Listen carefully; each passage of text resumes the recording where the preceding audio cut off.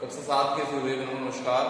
आज हम सामाजिक विज्ञान विषय में इतिहास का पाठ 4 तुगलक काल इसका अध्ययन करेंगे। तुगलक वंश 1320 से 1420 ईस्वी तक इस वंश के शासकों ने दिल्ली के ऊपर शासन किया।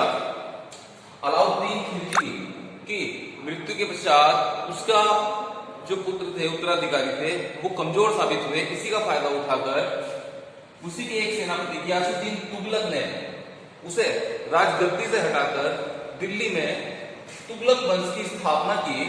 गियासुद्दीन तुगलक ने 1320 ईस्वी से 1325 ईस्वी तक शासन किया। ये एक उदार दृष्टिकोण रखने वाला व्यक्ति था और इसके समय में दिल्ली सल्तनत का विस्तार होना प्रारंभ हुआ।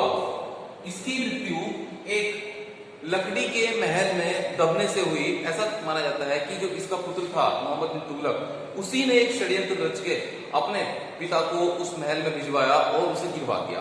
अब इसकी मृत्यु के पश्चात मोहम्मद बिन तुगलक शासक बना जिसने 1325 से 1391 ईस्वी तक दिल्ली पर शासन किया।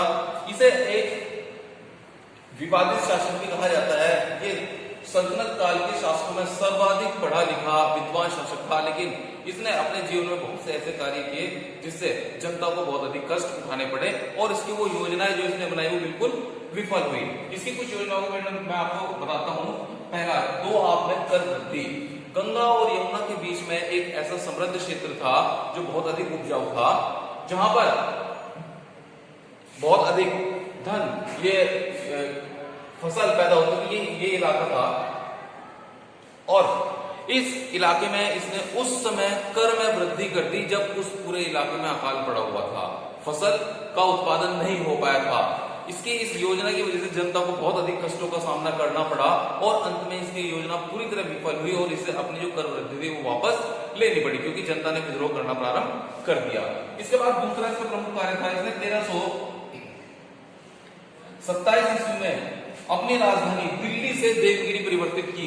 दिल्ली ये भारत में यहां था और देवगिरी महाराष्ट्र में स्थित था और इसने जबरदस्ती दिल्ली की जनता को देवगिरी में शिफ्ट करा दिया, जिससे जनता को बहुत अधिक समस्याओं का सामना करना पड़ा। देवगिरी का इसने नाम बदलकर दौलताबाद रख दिया, लेकिन बाद में इसे अपनी गलती का एहसास हुआ और 1335 ईस्वी में इसने फिर अपनी राजधानी देवगिरी से पुनः दिल्ली स्थानांतरित कर दी। इससे देश की जनता को बहुत समस्याओं का सामना करना पड़ा। पहले वो हजारों किलोमीटर दक्षिण भारत में दौलताबाद आए और फिर यहां से फिर दिल्ली गए। तो इस प्रकार से इसकी ये योजना भी बड़ी विवादित रही। इससे जनता को बहुत अधिक समस्याओं का सामना करना पड़ा और बहुत अधिक धन का खर्च करना पड़ा। इसके बाद एक सांकेतिक मुद्रा का प्रचलन। दिल्ली सल्तनत के सुल्तानों में मोहम्मद बिन तुगलक पहला सुल्तान था जिसने सांकेतिक मुद्रा चलाने का प्रयास किया, लेकिन इसकी योजना भी पूरी तरह विफल हुई। उसका कारण यह था क्योंकि लोगों ने नकली सिक्कों को बनाना प्रारंभ कर दिया था। इस कारण से अब हर व्यक्ति अपने घर में सिक्के बनाना शुरू कर दिया। तो इस प्रकार से इसकी योजना पूरी तरह विफल हुई और बाद में इसे लोगों को चांदी के सिक्के देके वो सारी नकली मुद्रा जो सिक्के थे वापस लेने पड़े। इस प्रकार से इसके खजाने को बहुत अधिक नुकसान हुआ। इसके पश्चात इसका चचेरा भाई फिरोज शाह तुगलक शासक बना क्योंकि इसकी कोई संतान नहीं थी। इसका शासनकाल 1351 से 1388 ईस्वी तक रहा।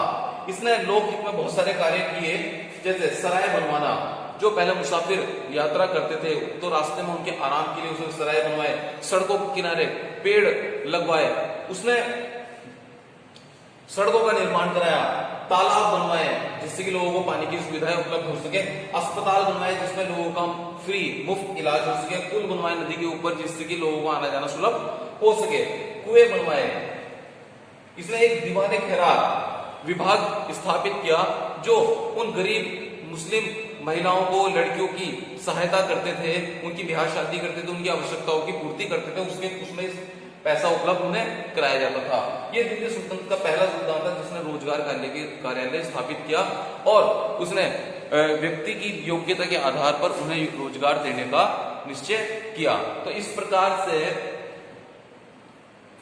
गियासुद्दीन तुगलक, मोहम्मद बिन तुगलक और फिरोज तुगलक तुगलक वंश के ऐसे महान शासक हुए जिनके शासनकाल में दिल्ली सल्तनत का विस्तार हुआ। और ये मैं आपको दिखा सकता हूँ, पूरा पाकिस्तान का इलाका, इसमें ईरान का भी कुछ हिस्सा है, यह आपका गुजरात, दक्षिण भारत, पूर्वी भारत, ये इतना बड़ा क्षेत्र जो था ये तुगलक शासकों के अधीन रहा और इनके शासनकाल में दिल्ली सल्तनत का बहुत अधिक विस्तार किया गया।